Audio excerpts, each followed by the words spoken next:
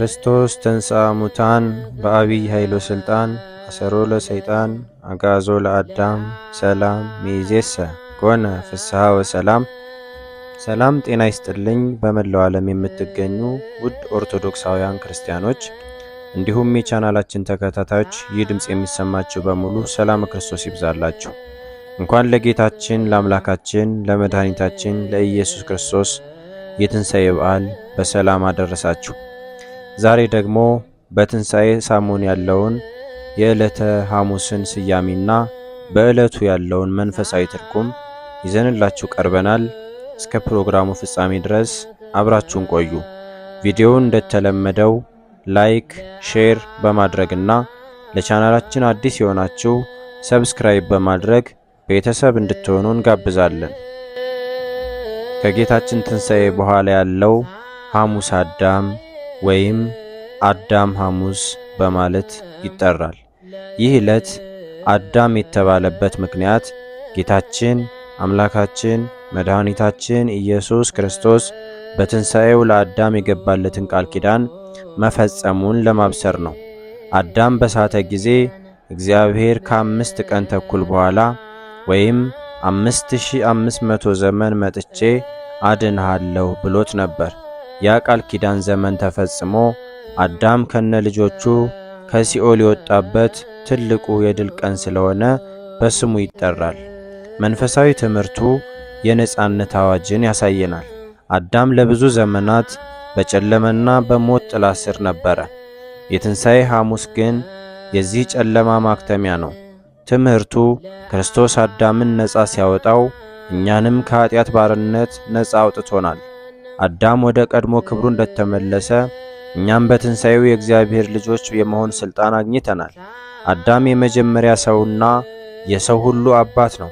በስድስተኛው ቀን የተፈጠረ የሰው ሁሉ ምንጭ ስለሆነ የሰው ዘር ሁሉ ከእርሱ ተገኝቷል።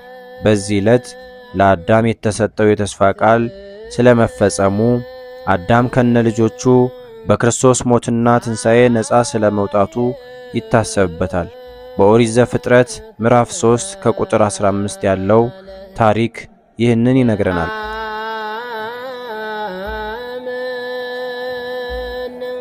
ክርስቶስ በተነሳባት በአምስተኛው ቀን ሐሙስ አዳም ይባላል።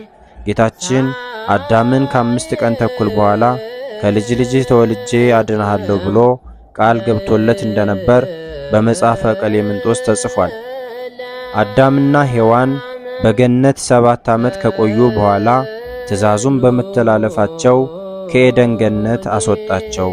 መጽሐፈ ኩፋሌ ምዕራፍ 4 ከቁጥር 16 እንዲሁም በኦሪት ዘፍጥረት ምዕራፍ 3 ቁጥር 23 ላይ ታሪኩን ተመዝግቦ እናገኘዋለን። ብዙ ተባዙ ያለው ቃል እንዳይቀር በምድር ላይ ወርደው ልጆቹን ወለዱ ይላል። የተወለዱትም ልጆችም በቁጥር 60 እንደሆኑ አንደኛ መጽሐፈ መቃብያን ምዕራፍ 28 ቁጥር 6 ላይ ታሪኩ ይነግረናል። የተወለዱ ልጆች ደጎችና ክፎች እንደነበሩ በአቤልና በቃየል ታውቋል። በቅድስት ቤተ ክርስቲያን ከትንሣኤ በኋላ ያለው ሐሙስ አዳም ሐሙስ ይባላል። በዚህ ዕለት ክብር ይግባውና በገነት ዛፎች መካከል አዳም አዳም እያለ ይመላለስ የነበረው የእግዚአብሔር ቃል ጌታችን አምላካችን መድኃኒታችን ኢየሱስ ክርስቶስ ለአዳም ከልጅ ልጅህ ተወልጄ አድንሃለሁ በማለት የገባውን ቃል ኪዳን መፈጸሙንና አዳምና ልጆቹም በጌታችን ትንሣኤ ነጻ መውጣታቸውን እናስባለን። ጌታችን አምላካችን መድኃኒታችን ኢየሱስ ክርስቶስ እኔ ሕግንና ነቢያትን ለመሻር አልመጣሁም ልፈጽም እንጂ እንዳለ ማቴዎስ ወንጌል ምዕራፍ 5 ቁጥር 17 እንደ እግዚአብሔርም መልካምና ክፉን የምታውቁ እንድትሆኑ ስለማይፈልግ ነው የሚለውን የዲያብሎስን የማታለያ ቃል ሰምተው አምላክነትን ሽተው የሳቱትን አዳምንና ልጆቹን ሊያድን በገባላቸው ቃል መሰረት ከእነርሱ ንጹሕ ዘር ሆና ከቀረች ከእመቤታችን ከቅድስት ድንግል ማርያም ከሥጋዋ ሥጋን ከነፍሷ ነፍስን ነስቶ ፍጹም ሰው ሆኖ አድኖታል። በሞት ባርነት ተይዞ ስለነበረ የሰው ልጅም ሰው ሆኖ በሞቱ ሞትን ድል በመንሳት በትንሣኤው ይህንን የሰውን ትንሣኤ በማረጋገጥ የገባለትን ቃል ኪዳን ፈጽሟል።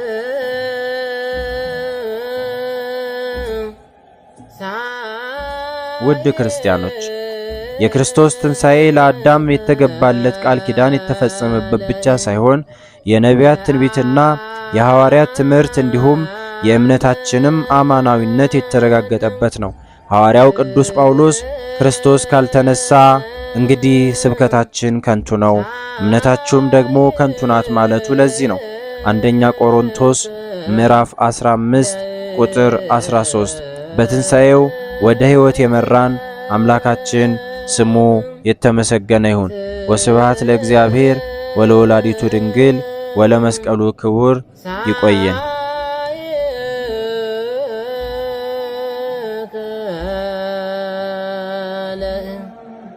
ለአ